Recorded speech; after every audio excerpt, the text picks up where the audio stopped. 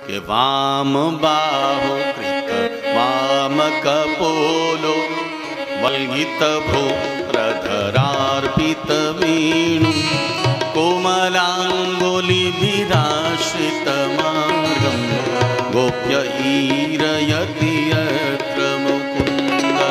गोविन्द बोलो हरि गोपाल बोलो राधारमण हरि गोविंद बोलो।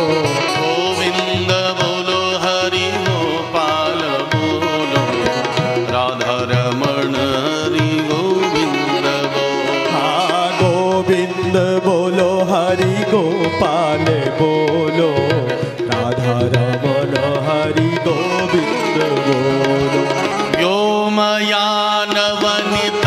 सहसीध्रै विस्मितास्तदुपधार्य सलज्जा काममार्गण समर्पित चित्ता कश्मलं ययुरपस्मृतमी।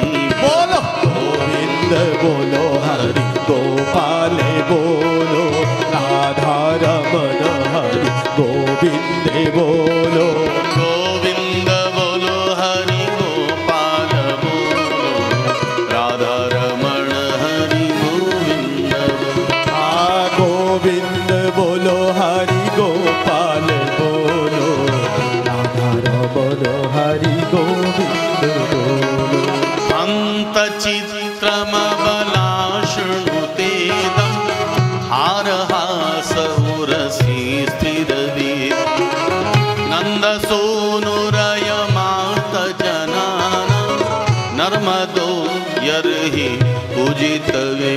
बोलो गोविंद बोलो हरि गोपाल बोलो हरि बोल राधारमण हरि गोविंद बोलो। हरि गोविंद बोलो हरि गोपाल बोलो राधारमण हरि गोविंद बोलो। हाँ गोविंद बोलो हरि गोपाल बोलो राधारमण हरि गोविंद बोलो। वृंदशो व्रज वृषावृगगावो वेणुवाद्यरित चेतस दन्तदष्टकवला धृतकर्णा निद्रिता लिखित चित्रनिवास। बोलो गोविंद बोलो हरि गोपाल बोलो हरि हरि बोल राधारमण हरि गोविंद बोलो। हरि गोविंद बोलो हरि गोपाल बोलो राधारमण हरि गोविंद बोलो। हाँ गोविंद बोलो हरि गोपाल बोलो राधारमण हरि गोविंद बोलो। बर्हिणस्तवकधातु पलासै बद्धमल्ल परिबर्हविदं करहि चित् सबल आलिस गोपै गाः समाप्यति यत्र मुकुन्द। गोविंद बोलो हरि गोपाल बोलो राधारमण हरि गोविंद बोलो। गोविंद बोलो हरि गोपाल बोलो राधारमण हरि गोविंद बोलो। हाँ गोविंद बोलो हरि गोपाल बोलो राधारमण हरि गोविंद बोलो। हरि राधारमण हरि गोविंद बोलो। हरे राधारमण हरि गोविंद बोलो। हरि राधारमण हरि गोविंद बोलो। सारी ब्रजगोपियां दिन में कृष्ण का चिंतन करती हैं। एक सखी कहती है, अरे सखी कन्या इस समय गौचारण के बाद वापस लौट रही हैं कि वाम बाहु कृत वाम कपोलो वल्गित भ्रूरधरार्पित वीणु। सखी देख देख कन्या वापस आ रहे हैं और उनकी बाईं भुजा एक सखा के बाएं कंधे पर लटकी हुई है ऐसे, और दाहिने हाथ से मुरली बजा रहे हैं। जब वो बांसुरी बजाते हैं तो कोमलांगुलिभिराश्रित मार्गम गोप्य ईरयति यत्र मुकुंद, अपनी कोमल कोमल अंगुलियों से जैसे उस बांसुरी के चरणों को दबा रहे हैं। बजाते ही आकाश मार्ग जिससे जो सिद्धनियां विमान पर बैठकर जा रही होती हैं, अचानक गोविंद के मुरली के स्वर जो कानों में पड़ते हैं, सारी सिद्धनियां अचैतन्य होकर मूर्छित होकर धड़ाम से गिर जाती हैं। विस्मितास्ततु पधार्य सलज्ज काम मार्गण समर्पित चित्ता, सब काम भाव को प्राप्त हो जाते हैं। दूसरी सखी कहती, अरे सखी देख, हमारे लाला जब बांसुरी बजावे ना, तब कैसी अद्भुत शोभा होती है। जो चैतन्य मनुष्य हैं वो तो गोविंद की इस मुरली को सुनकर पागल हो ही जाते हैं, बल्कि जो जड़ पशु हैं वो भी दीवाने हो जाते हैं। जितने गाय बैल जब खा रहे होते हैं, अचानक खाते ही जब उनके कानों में मुरली के स्वर जाते हैं, तब क्या हाल हो जाता है कि वृंदा शोभ्र जबृषामृग गावो वेणुवाद्यरित चेतसारा दंत दष्ट कमलादृत कर्णा निद्रितालिकित चित्रमिवास। समूह में जब गाय बैल जा रही होते और अचानक खाते खाते जब मुरली के स्वर कानों में जाते हैं, बस सब अपने खाना भूल जाती हैं। उनके मुख में घास ऐसे का ऐसे रह जाती है, खाना भूल जाती है। सखी दूर से गोविंद आ रहे हैं, सुंदर ललाट पर तिलक विराजमान है, गले में वैजयंती माला विराजमान है, और उन वैजयंती माला के पुष्पों को भ्रमर रसपान कर रहे हैं। और भ्रमर जो गुंजार करते हैं, उस गुंजार से ऐसा लगता है कि जैसे वो भ्रमर गोविंद को गीत सुना रहे हैं। बड़ा अद्भुत भाव बनता है। ब्रज गोपियां दिन में कृष्ण का चिंतन करते हुए इस प्रकार समय को बिताती हैं। सुखदेव स्वामी कहते हैं, परीक्षित युगल गीत के बाद में अरिष्टासुर नाम का एक दैत्य आया, भगवान ने वध किया। अरिष्टासुर के मित्र थे केशी। चूंकि ये सब कंस के भेजे हुए थे, तो कंस बड़ी चिंता में पड़ गया, अब क्या होगा। केसी ने कंस से आग्रह किया, महाराज हमें भी सेवा का मौका दो। ठीक है जाओ। केशी घोड़े का रूप धारण करके ब्रज में आया। गोविंद ने उसके मुंह में हाथ घुसाकर उसे मार डाला। जो मारा गया, अब तो कंस घबरा गया, अब क्या होगा। इतने में नारद जी महाराज कंस के पास पधारे। अरे कंस, कृष्ण बलराम को अगर मारना चाहते हो तो तुम्हें उन्हें वृंदावन से मथुरा बुलाना पड़ेगा, और यहां बुलाकर तुम्हारे पास में बहुत असुर है, उनसे मरवा डालना। बोले बाबा बात तो सही कहते हो, लेकिन कैसे आएंगे। बोले क्यों, शिव प्रदत्त धनुष है, उस धनुष यज्ञ के बहाने निमंत्रण देकर उनको यहां बुलवा लो। चाणूर, मुष्टिक, शल, तोशल, कूट इत्यादि असुरों से मरवा डालना। महाराज बात तो बहुत उत्तम कही, लेकिन ब्रजवासी भला हमारे निमंत्रण को क्यों स्वीकार करेंगे, और किसका निमंत्रण स्वीकार करेंगे। नारद जी बोले देखो, तुम्हारे यहां पर अक्रूर जी यदुवंशियों में कुल पूज्य हैं, तुम्हारे सेवक हैं। तुम अगर अक्रूर को अपना दूत बनाकर भेजोगे तो ब्रजवासी मना नहीं कर पाएंगे, नंद यशोदा मना नहीं कर पाएंगे। कंस को यह बात बहुत अच्छी लगी। भगवत प्रेमीजन, नारद जी का काम यही है, पापियों को भगवत धाम तक पहुंचाना, जल्दी से जल्दी विदाउट रिजर्वेशन भगवत धाम पहुंचा देना, यही उनका काम। तो नारद जी बड़ी शीघ्रता से ये सारी व्यवस्थाएं कर रहे हैं।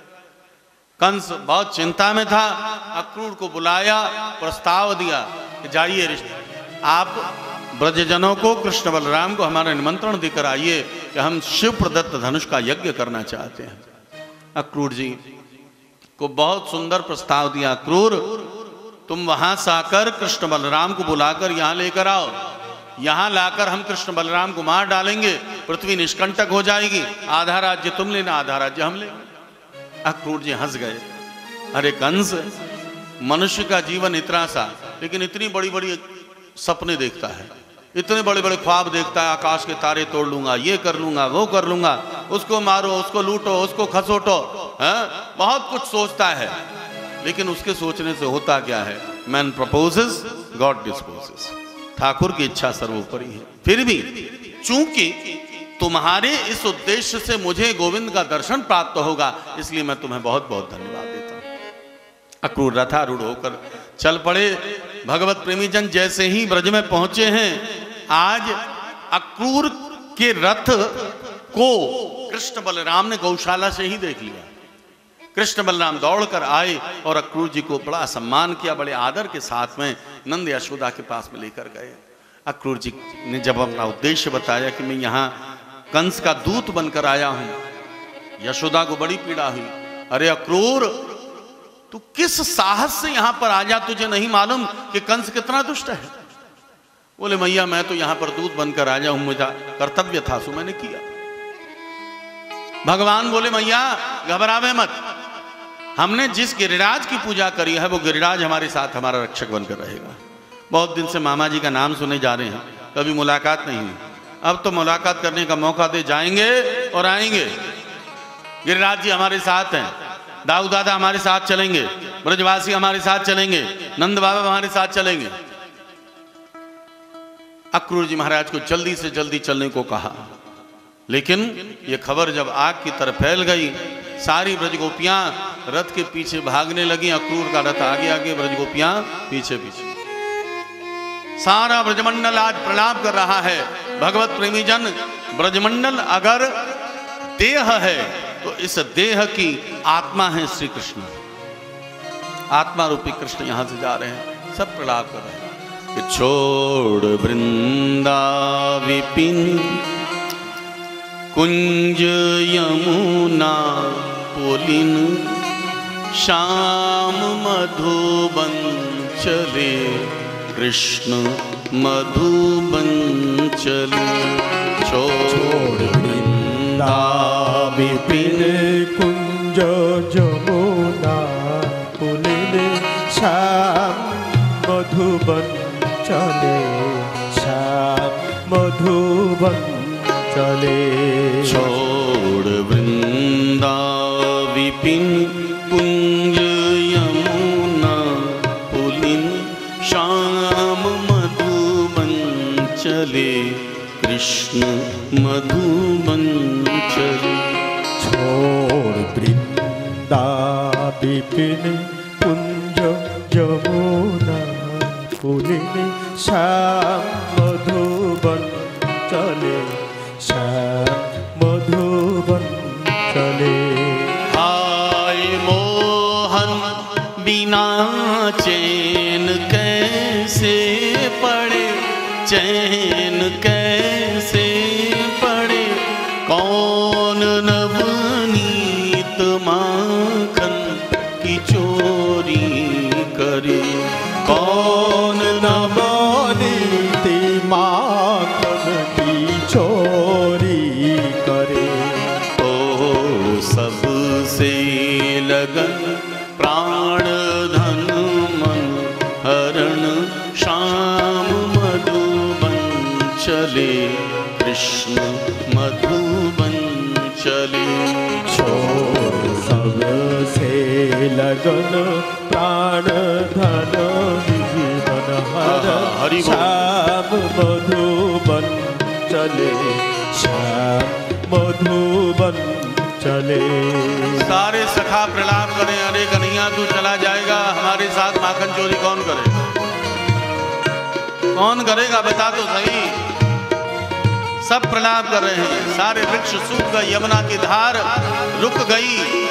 आज गायों ने दूध देना बंद कर दिया, बछड़ों ने दूध पीना बंद कर दिया। वृक्ष सूखे सकल धार, यमुना तजी धार, यमुना तजी। गोपी व्याकुल भई रथ के पीछे भगी, गोपी व्याकुल भये के पीछे भगी। ढोल छाई गगन गाए करती रुदन, श्याम मधुबन चले कृष्ण मधु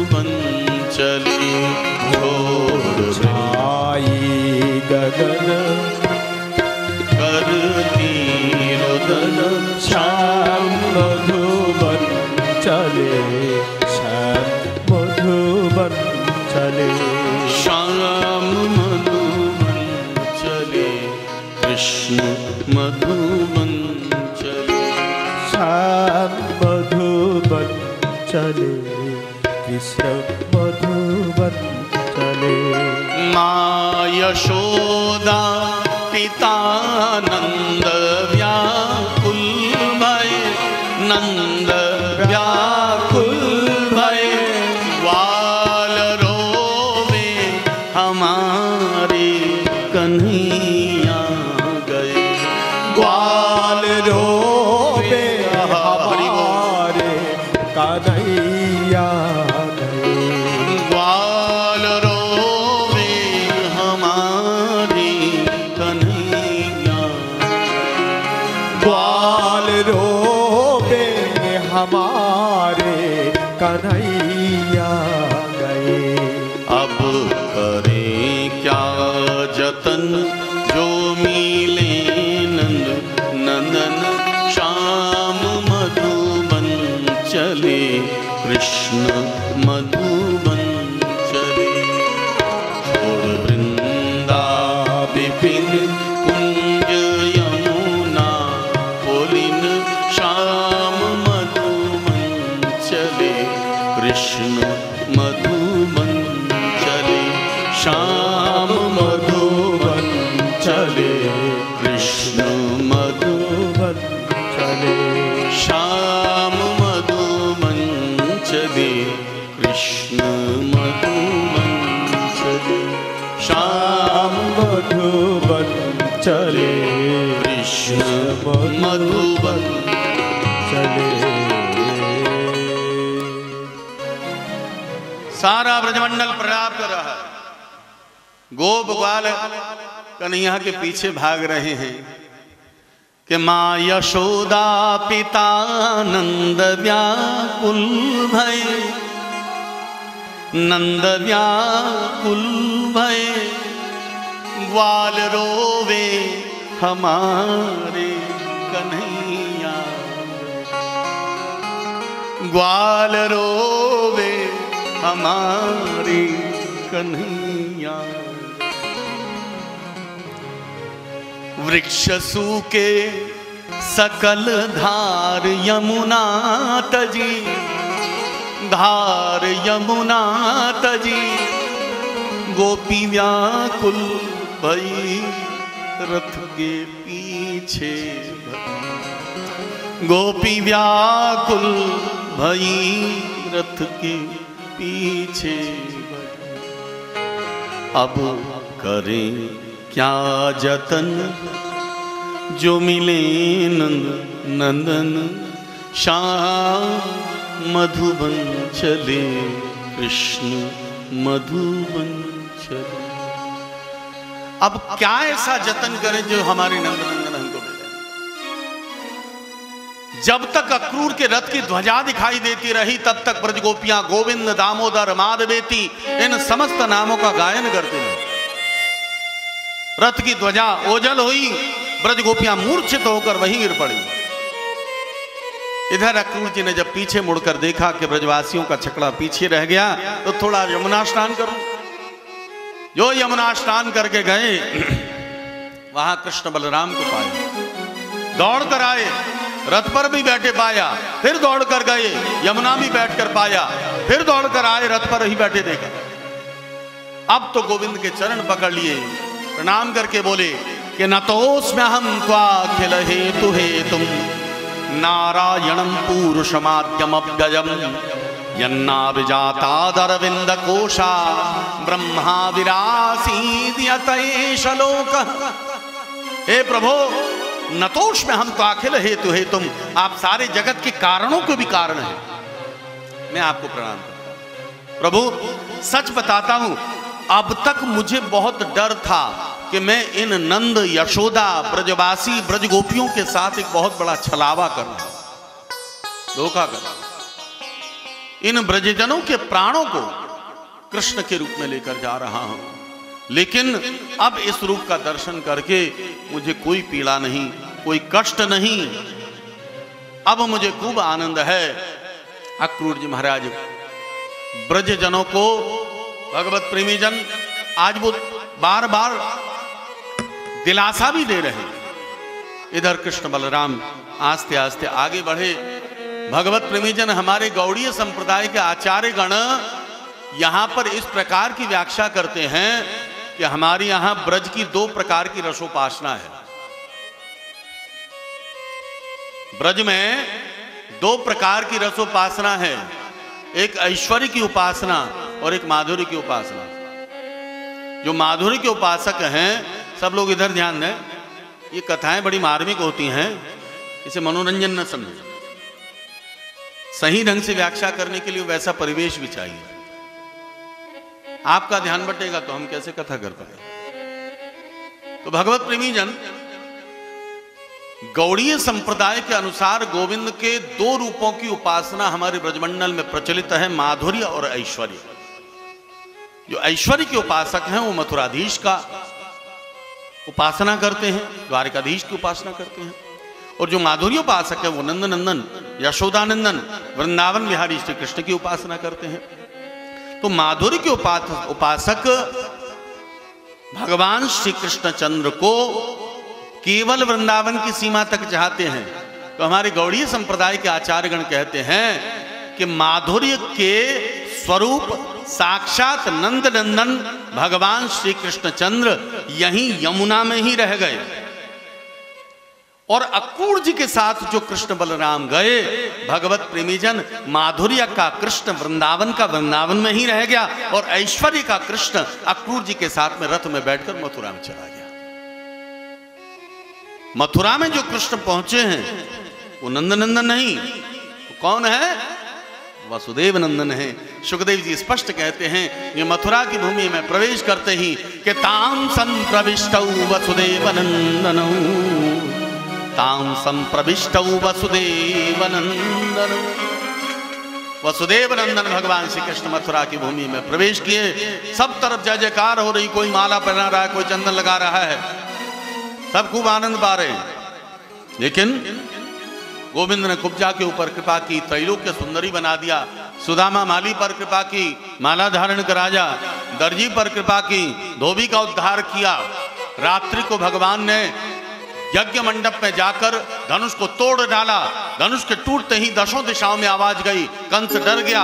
प्रातः काल उठकर भगवान ने कुबलिया पीड़ हाथी का वध किया, मल्लभूमि में प्रवेश किए, जिसकी जैसी भावना वैसा दर्शन दिया, और सीधे मल्लभूमि में जाकर चाणूर, मुष्टिक, शल, तोशल, कूट सबको मार डाला। भगवान ने एक छलांग मारी, कंस भागने लगा, कंस को पकड़ा, उठाकर पटक डाला, छाती पर कूद गए, कंस मारा गया। बोलिए कंस मर्दन भगवान की जय। भगवत प्रेमीजन, कंस कौन है? कंस कौन है? यह हमारी परिभाषा है। Kansa means I am the doer and true service is that which has no feeling that I am the doer. Kansa माने कर्तृत्वाभिमान, कंस माने कर्तृत्वाभिमान, मैं करता हूं। मैंने पहले भी व्याख्या करके आपको सुनाई। सूरदास जी का लिखा हुआ पद है कि सुनेरी मैंने निर्बल के बलराम, निर्बल के बलराम। सुनेरी मैंने निर्बल के बलराम, निर्बल के बलराम। सुनेरी मैंने निर्बल के बलराम, निर्बल के बलराम। अपबल तप बल और बाहुबल, चौथो बल है दान, चौथो बल है दान। हरि सूर किशोर कृपाते सब बल, सूर किशोर कृपाते सब। हरि सूर किशोर कृपाते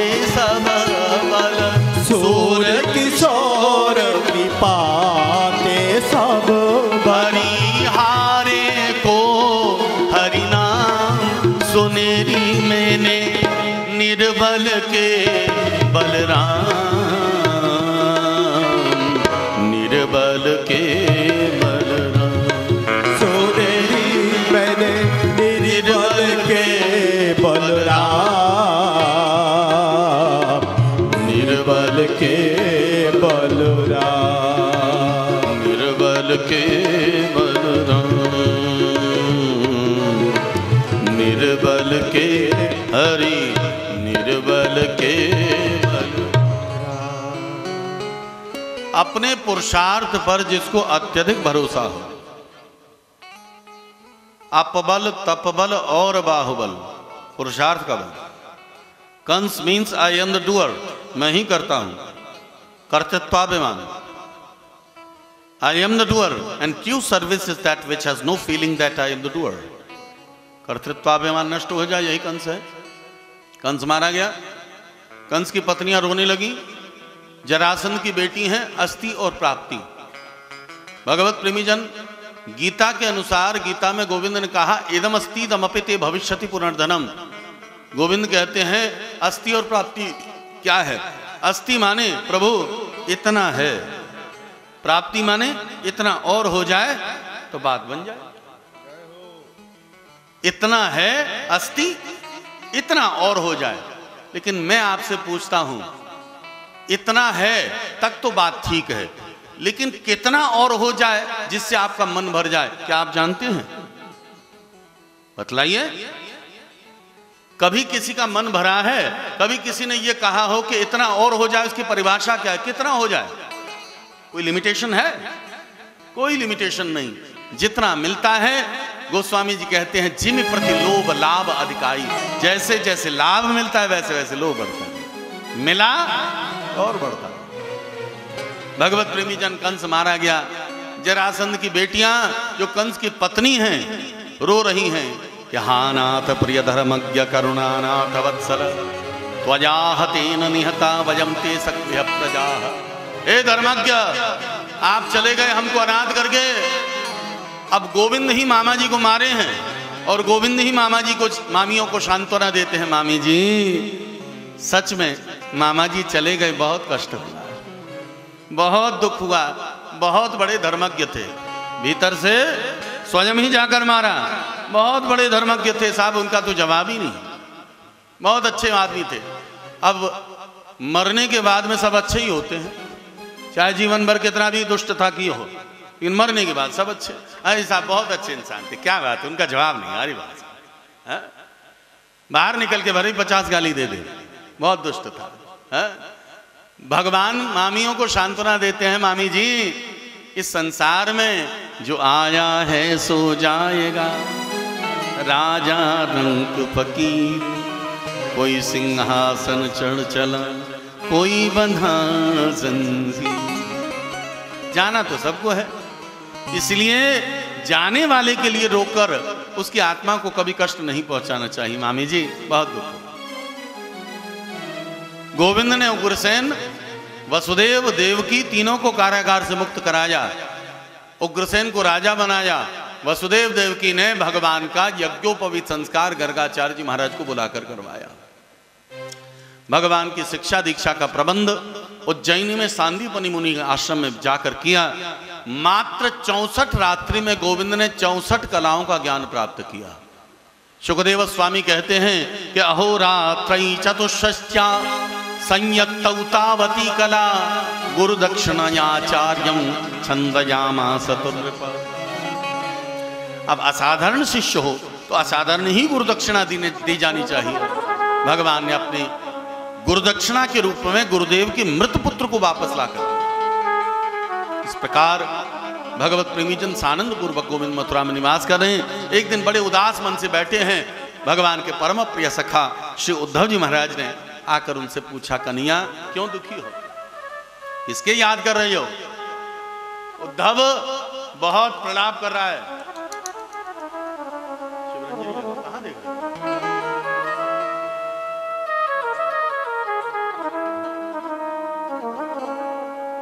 उद्धव का परिचय श्री सुखदेव स्वामी ने दिया। कौन है? वृष्टीनां प्रवरो मंत्री कृष्णश्च दैत्य सखा शिष्यो बृहस्पति साक्षात उद्धव बुद्धि सत्तम। भगवान के परम प्रिय सखा बृहस्पति के शिष्य परम ज्ञानी। उद्धव ने पूछा किसकी याद कर रहे?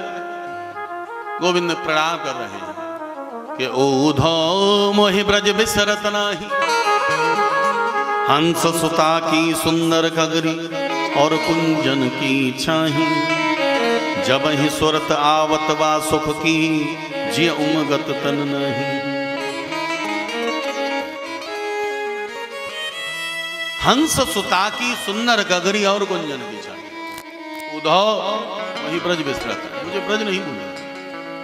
एक काम करो, तुम ब्रजजनों को, ब्रज गोपियों को जाकर ज्ञान का उपदेश दो। वेद का प्रतिपाद्य 4 तत्व हैं, अहम ब्रह्मास्मि, सोहमस्मि, प्रज्ञान ब्रह्म, तत्वमसि। इन चारों वेद वाक्यों को उनको समझाओ कि मैं केवल यहां नहीं सर्वज्ञ हूं, सब जगह व्याप्त हूं। उद्धव जी रथारूढ़ होकर जो ब्रज की गोपियों को उपदेश देने के लिए पहुंचे, लेकिन ब्रज गोपियां कृष्ण रंग में ऐसी रंगी हुई हैं कि एक भंवरे को देखकर भी वो आज भ्रमर को माध्यम बनाकर उद्धव को बहुत कुछ सुनाती हैं।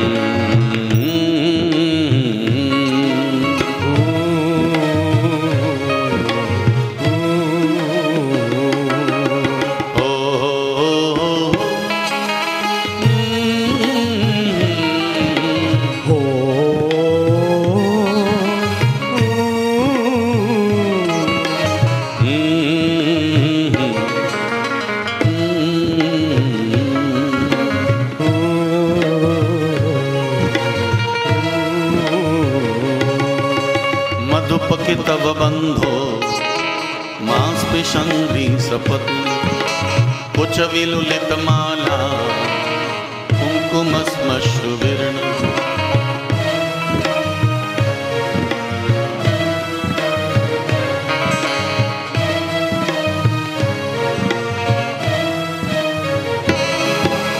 वहतु मधुपतिस्तन मानिनी नाम प्रसाद, यदु सदसी विडम्बम यशधूतस्त्वमीद्री। ओ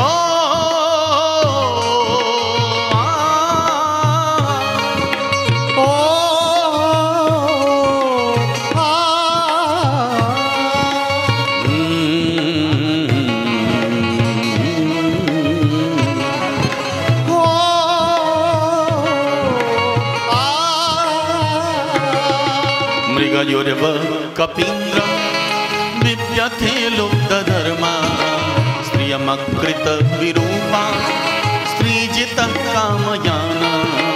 बलिमपि बलिमत्वा विष्टवद्भंशवद्यः, तदलमसित सक्षयी दुस्त्यजस्तद्यथार्थः।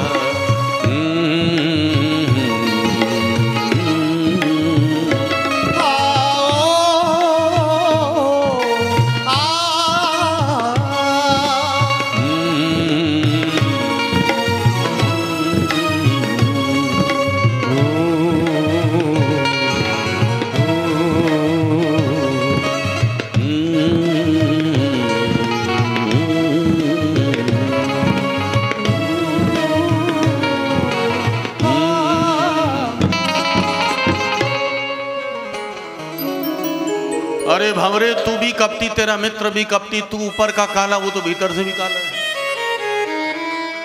आज तक कभी किसी ने उससे मित्रता करके सुखी नहीं हुई। बलि बाली शूर्पणखा इसके उदाहरण है, कभी सुखी नहीं। जो उद्धव ने ये उपदेश श्रवण किया, आज गोविंद से कह उठे कि इस संसार में देह धारण करना अगर किसी का सार्थक है तो केवल ब्रज गोपिकाओं का। कि एताः परम तनुव्रतो भविगोपवद्गो गोविंद एव निखिलात्म निरूढ़ भावाः, वाञ्छन्ति यद्भवभ्यो मुनयो वयञ्च किं ब्रह्म जन्म विरणन्त कथा रसस्य। इस संसार में देह धारण करना सार्थक है तो केवल ब्रजगोपी काम करो। बस उद्धव ने आकर भगवान से प्रार्थना की, गोविंद ने आशीर्वाद दिया, जाओ तुम ब्रज में लता पता बनकर रहो। गोविंद ने आशीर्वाद प्रदान किया कि आशा महो चरण रेणु जुषाम हम शाम वृंदावनी किमपि गुल्म लतौ सदीना या दुस्त्यजम स्वजन मार्य पथम चहित्वा हे जुर्मुकुंद पदमीम शुक्र। मुझे वृंदावन में लता पता बनाकर रख देना, और कुछ नहीं चाहिए। गोविंद ने उद्धव को आशीर्वाद प्रदान किया। सुखदेव स्वामी कहते हैं, परीक्षित इधर जरासंध को जब पता चला कि कृष्ण बलराम ने ही मेरी बेटियों को विधवा बनाया है, तो 23 बार 17 अक्षौहिणी 17 बार 23 अक्षौहिणी सेना लेकर आक्रमण किया। गोविंद ने 17 बार उनको हराया।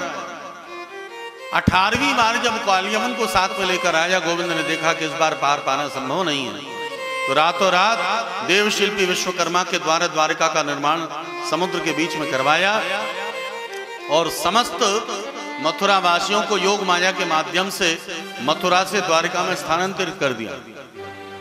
गोविंद रणभूमि में युद्ध जीत रहे थे, लेकिन न जाने अचानक क्या हुआ, रणभूमि में पीठ दिखाकर भागने लगे। तब से गोविंद का एक नाम पड़ा, बोलिए रणछोड़ भगवान की जय। गोविंद सीधे मुचकुंद की गुफा में पहुंच गए, अपना दुपट्टा मुचकुंद को ओढ़ाया और स्वयं उसका दुपट्टा ओढ़कर छिप गए। जो कालियमन पीछे गया, अरे कायर, मेरे डर से तू यहां छिपा हुआ है। जैसे ही मुचकुंद की पहली नींद टूटी, पहली दृष्टि से ही कालियमन भस्म हो गया। गोविंद वापस आए, जरासंध मारने को पहुंचा। कृष्ण बलराम सीधे कूदकर प्रवर्षण पर्वत पर चढ़ गए और कूदकर जब प्रवर्षण पर्वत पर चढ़े तो जरासंध ने उसमें आग लगा दी। सोचा कृष्ण बलराम मारेगा, लेकिन कृष्ण बलराम वहां से कूदकर सीधे द्वारिका में आए। सारे द्वारिका वासियों ने गोविंद का भव्य स्वागत किया। भगवत प्रेमीजन, गोविंद के विवाह की चर्चा, यहां से जो जरासंध की कथा आरंभ हुई है, द्वारिका निर्माण की जो कथा आरंभ हुई है, श्रीमद् भागवत के 10वें स्कंद का उत्तरार्ध यहां से आरंभ होता है। 50वां अध्याय है। भगवत प्रेमीजन, जीवन का उत्तरार्ध भी 50वें वर्ष से ही शुरू होता है, और जब 50वां वर्ष आता है तब जरासंध आक्रमण करता है। जरासंध कौन? बुढ़ापा।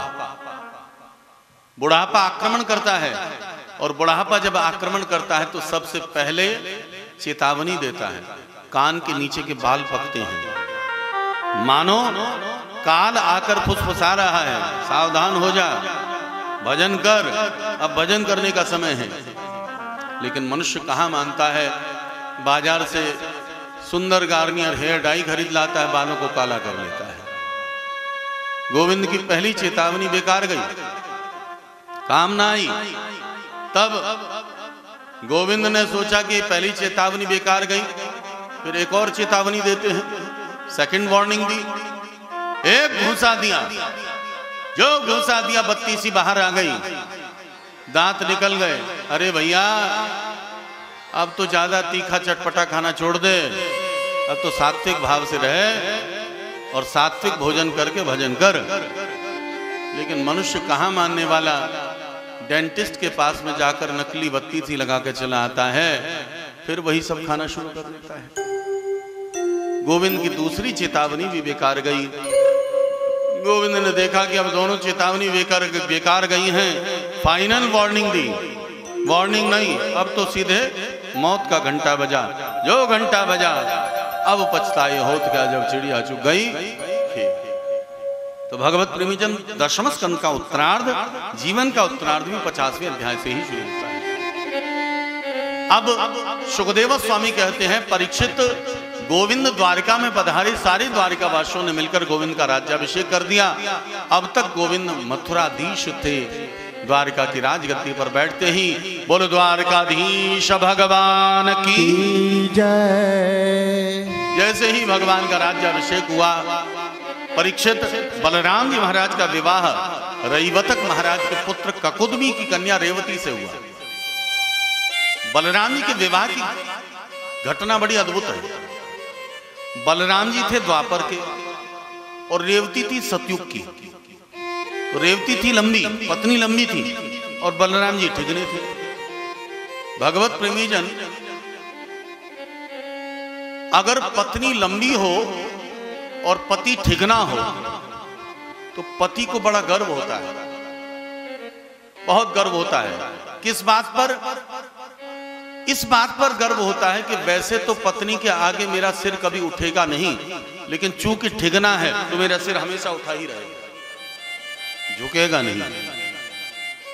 पत्नी के आगे बड़े बड़े सूरमा झुक जाते हैं, लेकिन जब पति ही ठिगना है तो उसका सिर कभी झुकने वाला नहीं है, वो हमेशा उठा ही रहेगा। तो इस बात पर पति गर्व करता है। लेकिन ये बेमेल जोड़ा था।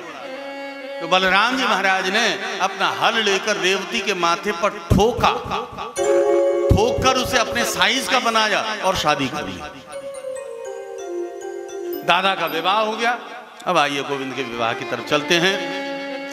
राजासीत भीष्मको नाम विदर्भाधिपतिर्महा तस्य पंचाभवन पुत्रा कन्यैका च वरानन। परीक्षित, गोविंद का पहला विवाह आसुरी विवाह हुआ।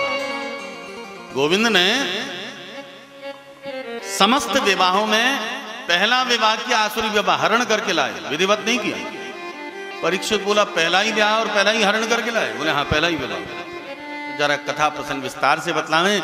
सुखदेव जी कहते हैं विदर्भ देश के एक राजा थे भीष्मक, जिनके 5 बेटे थे और 1 बेटी थी रुक्मिणी। रुक्मिणी के पास में नारद जी महाराज ने आकर बड़ी गोविंद की प्रशंसा की, ऐसी प्रशंसा की कि रुक्मिणी ने मन ही मन गोविंद को अपना वरण, अपना पति मान लिया और एक ब्राह्मण पत्रवाहक के हाथों गोविंद के पास में अपने मन की बात को लिखकर भिजवाया। भगवत प्रेमी जन, कभी भी आज तक गोविंद ने किसी पत्रवाहक को स्वयं जाकर स्वागत नहीं किया, लेकिन रुक्मिणी का पत्रवाहक आया है, आज स्वयं गोविंद ने जाकर उस ब्राह्मण पत्रवाहक का सम्मान किया, स्वागत किया, अपने साथ लेकर आए, पत्र को पढ़ा और पत्र को पढ़कर गोविंद उसी संदेश वाहक के साथ रथ पर रथारूढ़ होकर चल पड़े। रुक्मिणी ने सारी बातें खोल खोल कर लिख दी कि श्रुत्वा गुणानुभवन सुंदर्शनवतां ते निर्विश्य कर्ण विवरै हर्तुंगतापम रूपम दृशाम दृश्यमताम अखिलार्थलाभम त्वय्यच्युता विशति चित्रम पत्रपम। प्रभु, जब से आपके रूप और गुणों की प्रशंसा सुनी है, तब से मैंने अपने चित्त रूपी पत्र पर आपके रूप को बसा लिया है। मैं आपकी हो गई हूं। हमारे यहाँ का नियम है कि हमारे यहाँ राजकुमारी जब विवाह करने जाती है तो पहले माँ का पूजन करने जाती है। माँ का मंदिर पूर्व में है, आप वहीं पर आ जाए।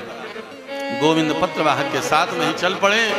भगवत प्रेमी जन, इन्हीं रुक्मिणी का विवाह रुक्मिणी ने पहले ही शिशुपाल के साथ में तय कर दिया और शिशुपाल अपनी बारात लेकर पहले ही आकर उपस्थित हो गए। गोविंद चल पड़े। बलराम ने सैनिक से पूछा क्या बात है, प्रभु कहाँ गए? बोले इस समय वो विदर्भ देश को गए हैं। बलराम समझ गए, बोले हमारे भीष्मक नंदिनी का स्वयंवर होने जा रहा है। आहा, भगवत प्रेमी जन, कन्या इस समय गौचारण के बाद वापस लौट रहे हैं कि वाम बाहु कृत वाम कपोलो बलगित भ्रू रधरार्पित वीण। सखी देख देख कन्या वापस आ रहे हैं और उनकी बाईं भुजा एक सखा के बाएं कंधे पर लटकी हुई है ऐसे,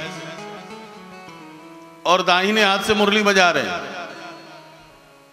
जब वो बांसुरी बजाते हैं तो कोमलांगुले भिराश्रित मार्गम गोप्य ईरयति यत्र मुकुंदः।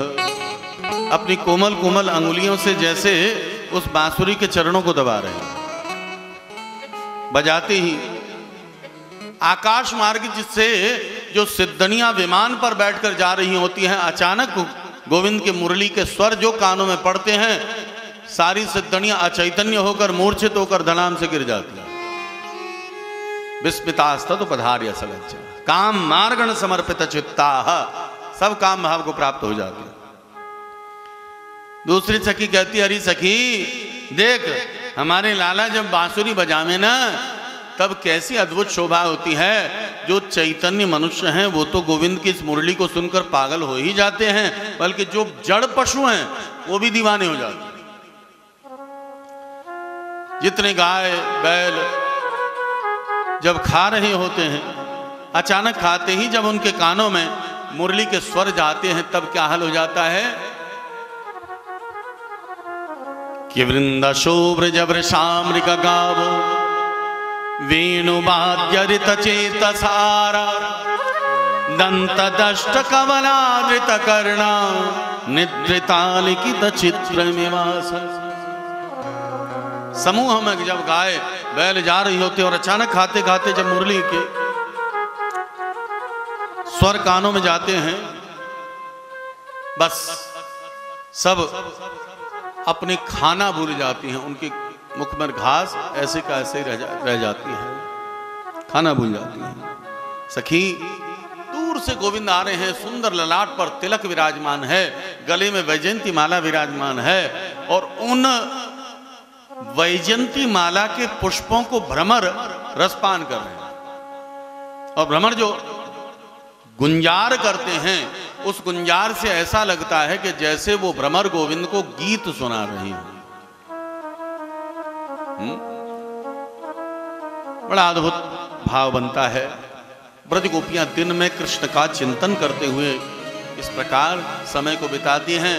सुखदेव स्वामी कहते हैं, परीक्षित युगल गीत के बाद में अरिष्टासुर नाम का एक दैत्य आया, भगवान ने वध किया।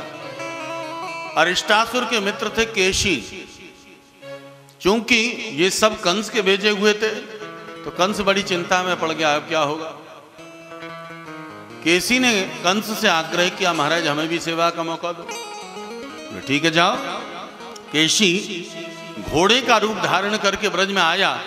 गोविंद ने उसके मुंह में हाथ घुसाकर उसे मार डाला। जो मारा गया, अब तो कंस घबरा गया, अब क्या होगा। इतने में नारद जी महाराज कंस के पास पधारे। अरे कंस, कृष्ण बलराम को अगर मारना चाहते हो तो तुम्हें उन्हें वृंदावन से मथुरा बुलाना पड़ेगा, और यहां बुलाकर तुम्हारे पास में बहुत असुर है, उनसे मरवा डालना। बोले बाबा बात तो सही कहते हो, लेकिन कैसे आएंगे। बोले क्यों, शिव प्रदत्त धनुष है, उस धनुष यज्ञ के बहाने निमंत्रण देकर उनको यहां बुलवा लो। चाणूर, मुष्टिक, शल, तोशल, कूट इत्यादि असुरों से मरवा डालना। महाराज बात तो बहुत उत्तम कही, लेकिन ब्रजवासी भला हमारे निमंत्रण को क्यों स्वीकार करेंगे, और किसका निमंत्रण स्वीकार करेंगे। नारद जी बोले देखो, तुम्हारे यहां पर अक्रूर जी यदुवंशियों में कुल पूज्य हैं, तुम्हारे सेवक हैं। तुम अगर अक्रूर को अपना दूत बनाकर भेजोगे तो ब्रजवासी मना नहीं कर पाएंगे, नंद यशोदा मना नहीं कर पाएंगे। कंस को यह बात बहुत अच्छी लगी। भगवत प्रेमीजन, नारद जी का काम यही है, पापियों को भगवत धाम तक पहुंचाना, जल्दी से जल्दी विदाउट रिजर्वेशन भगवत धाम पहुंचा देना, यही उनका काम। तो नारद जी बड़ी शीघ्रता से ये सारी व्यवस्थाएं कर रहे हैं।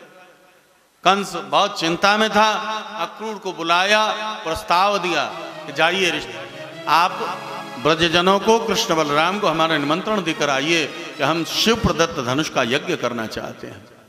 अक्रूर जी को बहुत सुंदर प्रस्ताव दिया। अक्रूर, तुम वहां से आकर कृष्ण बलराम को बुलाकर यहां लेकर आओ, यहां लाकर हम कृष्ण बलराम को मार डालेंगे, पृथ्वी निष्कंटक हो जाएगी, आधा राज्य तुम लेना, आधा राज्य हम लेंगे। अक्रूर जी हंस गए। अरे कंस, मनुष्य का जीवन इतना सा, लेकिन इतनी बड़ी बड़ी सपने देखता है, इतने बड़े बड़े ख्वाब देखता है। आकाश के तारे तोड़ लूंगा, ये कर लूंगा, वो कर लूंगा, उसको मारो, उसको लूटो, उसको खसोटो, बहुत कुछ सोचता है। लेकिन उसके सोचने से होता क्या है। Man proposes, God disposes. Thakur की इच्छा सर्वोपरि है। फिर भी चूंकि तुम्हारे इस उद्देश्य से मुझे गोविंद का दर्शन प्राप्त होगा, इसलिए मैं तुम्हें बहुत बहुत धन्यवाद देता हूं। अक्रूर रथारूढ़ होकर चल पड़े। भगवत प्रेमी जन जैसे ही ब्रज में पहुंचे हैं, आज अक्रूर के रथ को कृष्ण बलराम ने गौशाला से ही देख लिया। कृष्ण बलराम दौड़कर आए और अक्रूर जी को बड़ा सम्मान किया, बड़े आदर के साथ में नंद यशोदा के पास में लेकर गए। अक्रूर जी ने जब अपना उद्देश्य बताया कि मैं यहाँ कंस का दूत बनकर आया हूं, यशोदा को बड़ी पीड़ा हुई। अरे अक्रूर, तू किस साहस से यहां पर आ जा, तुझे नहीं मालूम कि कंस कितना दुष्ट है? बोले मैया मैं तो यहां पर दूत बनकर आ जाऊं, मुझे कर्तव्य था सो मैंने किया। भगवान बोले मैया घबरावे मत, हमने जिस गिरिराज की पूजा करी है वो गिरिराज हमारे साथ हमारा रक्षक बनकर रहेगा। बहुत दिन से मामा जी का नाम सुने जा रहे हैं, कभी मुलाकात नहीं हुई, अब तो मुलाकात करने का मौका दे, जाएंगे और आएंगे। गिरिराज जी हमारे साथ हैं, दाऊ दादा हमारे साथ चलेंगे, ब्रजवासी हमारे साथ चलेंगे, नंद बाबा हमारे साथ चलेंगे। अक्रूर जी महाराज को जल्दी से जल्दी चलने को कहा, लेकिन ये खबर जब आग की तरह फैल गई, सारी ब्रजगोपियां रथ के पीछे भागने लगी। अक्रूर का रथ आगे आगे, ब्रजगोपियां पीछे पीछे। सारा ब्रजमंडल आज प्रणाम कर रहा है। भगवत प्रेमी जन, ब्रजमंडल अगर देह है तो इस देह की आत्मा है श्री कृष्ण। आत्मा रूपी कृष्ण यहां से जा रहे हैं, सब प्रणाम कर रहे हैं। कि छोड़ वृंदा विपिन कुंज यमुना पुलिन, श्याम मधुबन चले कृष्ण मधुबन चले। छोड़ वृंदा विपिन कुंज यमुना पुलिन, श्याम मधुबन चले, श्याम मधुबन चले। छोड़ वृंदा विपिन कुंज यमुना पुलिन, श्याम मधुबन चले कृष्ण मधुबन चले। छोड़ वृंदा विपिन कुंज यमुना पुलिन, श्याम मधुबन चले, श्याम मधुबन चले। हाय मोहन बिना चैन कैसे पड़े, चैन कैसे पड़े, कौन नवनीत माखन की चोरी करे, कौन नवनीत माखन की चोरी करे। ओ सबसे लगन प्राण धन मन हरण, श्याम मधुबन चले कृष्ण मधुबन चले। छोड़ सबसे लगन प्राण धन जीवन हरण, श्याम मधुबन चले, श्याम मधुबन चले। सारे सखा प्रणाम करें। अरे कन्हैया तू चला जाएगा, हमारे साथ माखन चोरी कौन करेगा? कौन करेगा बता तो सही। सब प्रणाम कर रहे हैं। सारे वृक्ष सूख गए, यमुना की धार रुक गई। आज गायों ने दूध देना बंद कर दिया, बछड़ों ने दूध पीना बंद कर दिया। वृक्ष सूखे सकल धार, यमुना तजी धार, यमुना तजी। गोपी व्याकुल भई रथ के पीछे भगी, गोपी व्याकुल भये के पीछे भगी। ढोल छाई गगन गाए करती रुदन, श्याम मधुबन चले कृष्ण मधुबन चले। ढोल छाई गगन करती रुदन, श्याम मधुबन चले, श्याम मधुबन चले। श्याम मधुबन चले कृष्ण मधुबन चले। श्याम मधुबन चले, कृष्ण मधुबन चले। माँ यशोदा पिता नंद व्याकुल भय, नंद व्या